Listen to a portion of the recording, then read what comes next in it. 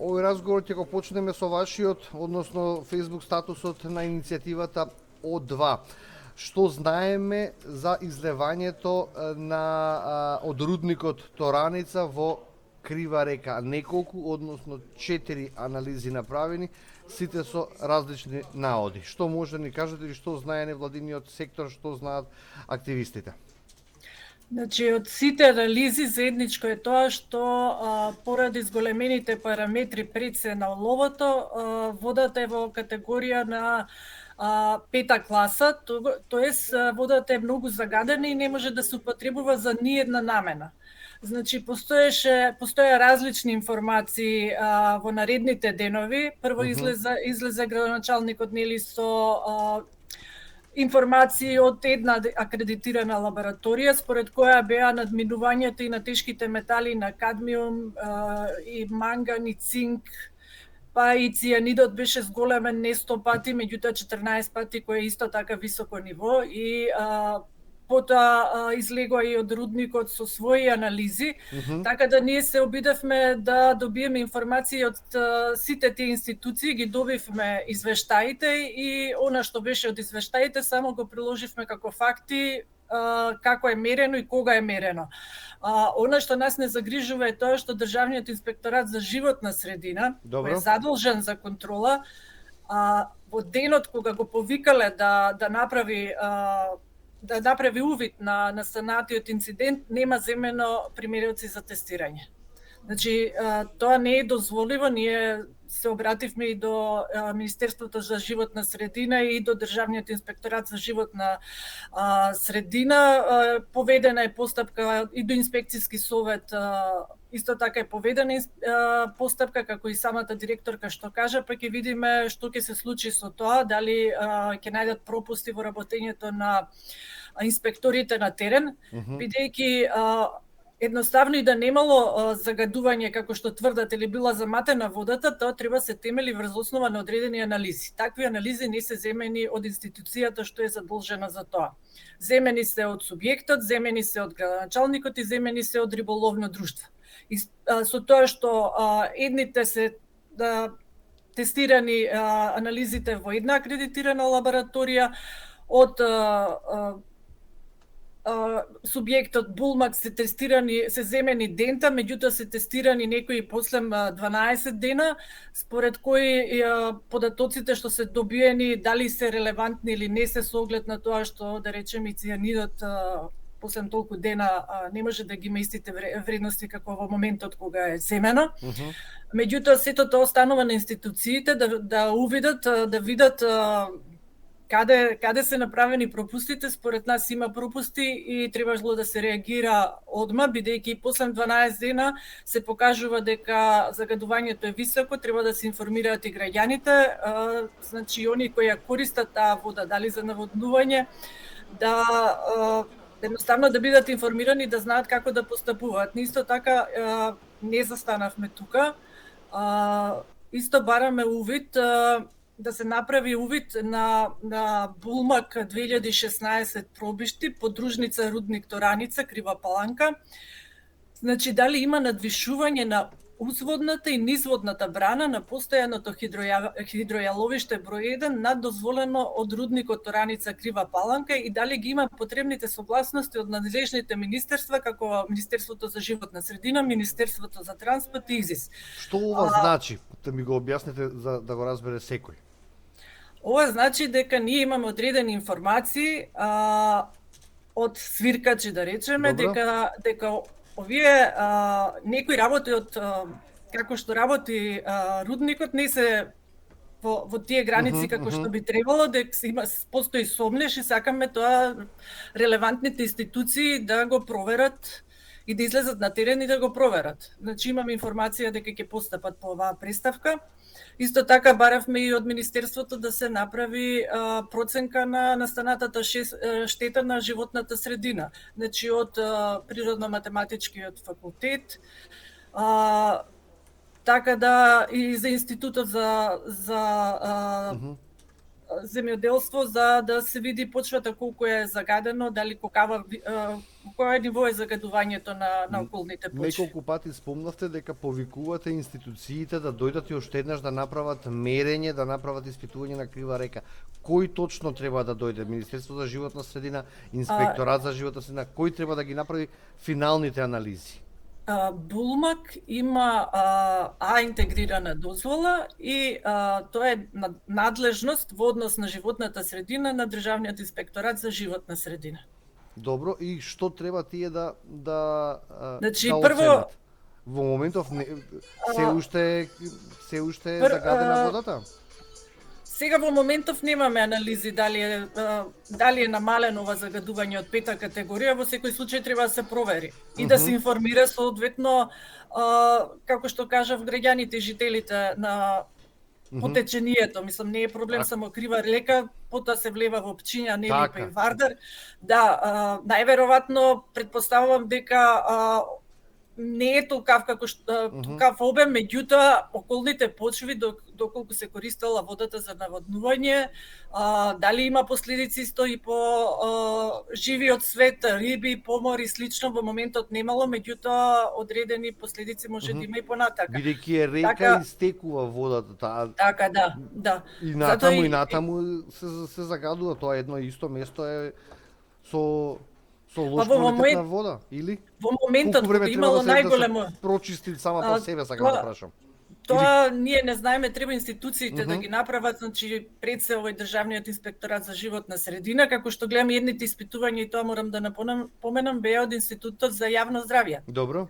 Значи според сите мерки, сите потатоци што ги имавме од овие извештаи се покажува дека водата беше од 5-та категорија дента ние кога ги објавивме сите овие извештаи кога ги има. Од тогаш е поминато 5-6 дена. Би требало да се излезе со нови соопштенија.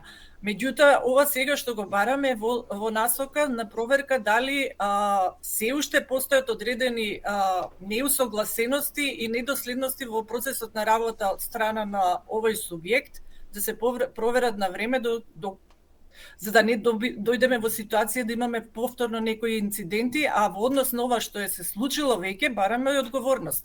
Значи, очекувам институциите да проверат дали има пропусти во работата на инспекторатите и некој соодветно да одговара.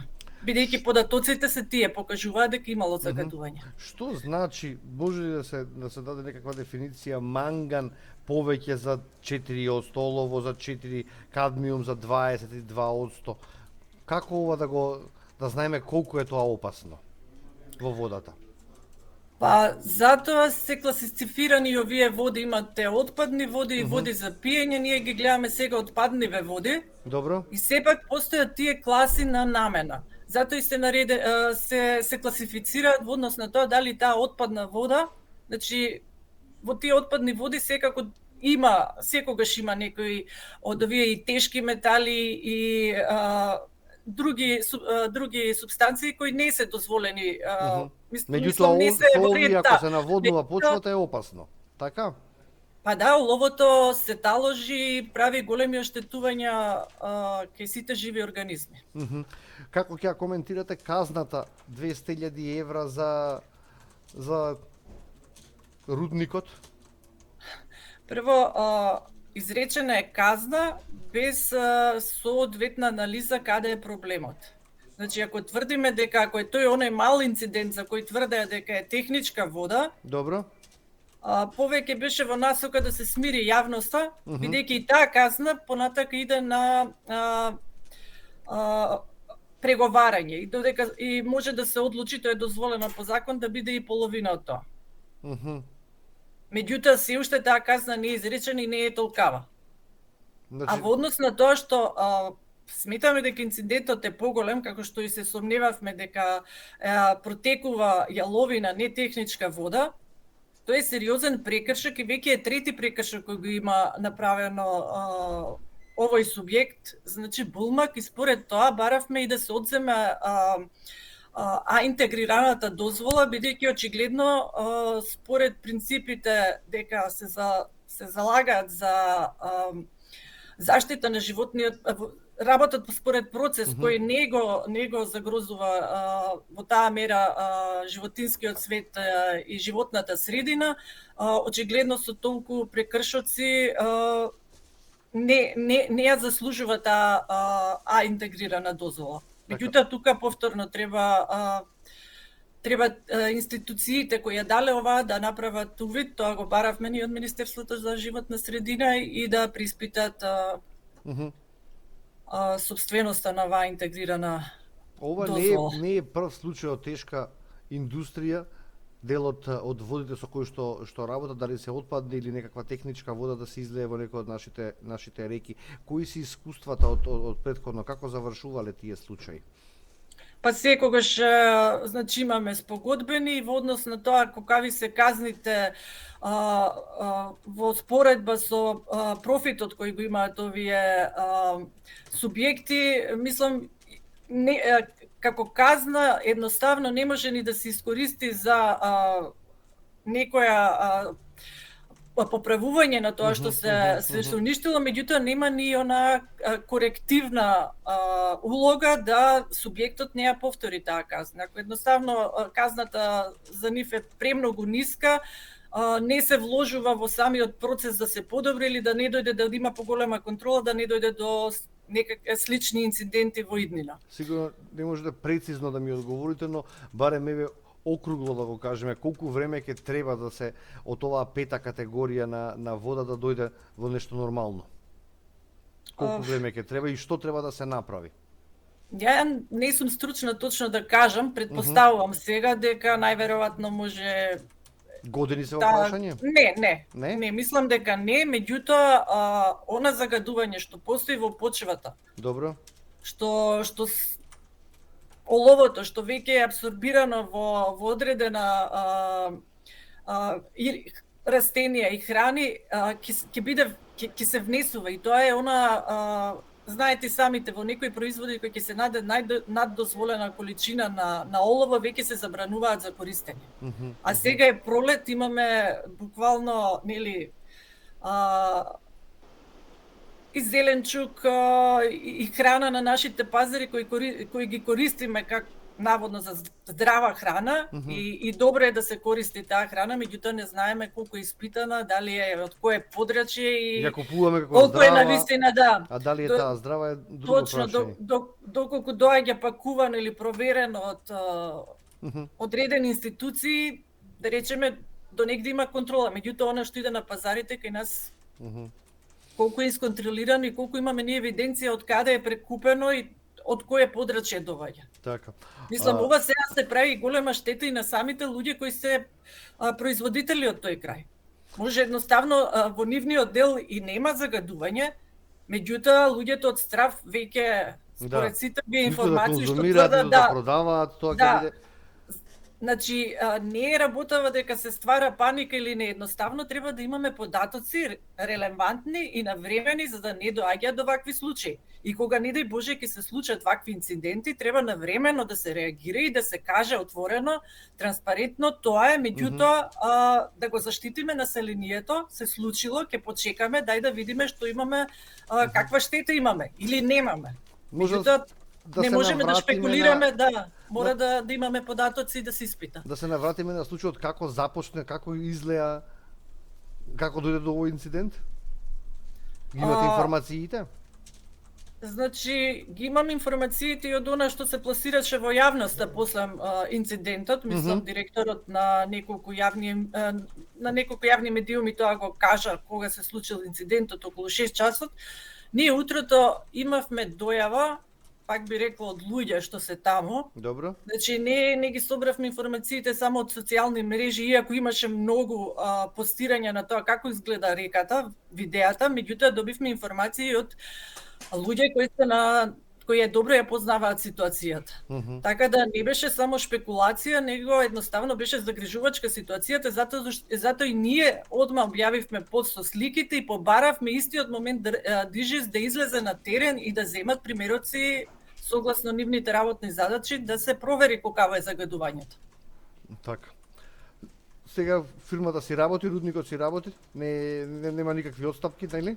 Нема, сега се процедуриве во тек. Сега треба да речеме да дадеме некое време, меѓутоа да не биде тоа време кога ќе заборавиме или ќе мислиме дека се поминало. Ние едноставно го следиме процесов да видиме што ќе одговарат институциите. Сега за сега ни одговараат, мислам имаме ни одговорија дека ќе постапат по одредените приставки, па ќе видиме што ќе се случи, какви ќе бидат тие во конечниот извештај. Само уште за крај еден коментар ми треба. Градоначалникот на Крива Паланка најнапред велеше дека за 100 пати е надозволеното цијанидот, потоа дека нема толкова зголемување, па целиот случај доби и политичка позадина. ВМРО побара и оставка од градоначалникот. Како ги коментирате сега и ова најде место за да се политизира како случај? Значи, градоначалникот излезе со релевантни податоци. Најверојатно сгреши во податокот дека е 100 пати зголемен цијанинот, беше 14 според тие податоци, меѓутоа сепак е висок. И сега не можеме да тврдиме дека ако не било 100 пати, 14 пати е добро. Од друга страна, секогаш ке нас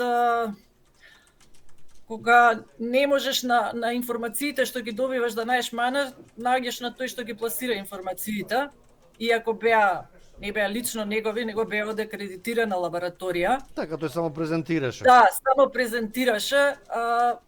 Како што кажувам, не се фокусираме на информациите што ги имаме, се фокусираме кога не треба негде да најдеме мана или да ги оспориме тие информации во однос на тој кој ги пренесува тие информации. Заради тие причини, затоа зашто и Булмак излегува со свој извештај, исто по акредитирана лабораторија, потоа ги чекавме и резултатите кои ги зема риболовното друштво Дента, меѓутоа дојдоа покасно и кога ќе се соберат сите информации, водата беше загадена од 5-та категорија. Ние остануваме во контакт кога ќе имате нови информации, дали од инспекторатот, дали од министерството, ќе бидеме во контакт, па ќе видиме што можеме да се стори понатаму. Добро, ви благодарам на просторот. Така, фала ви на вас.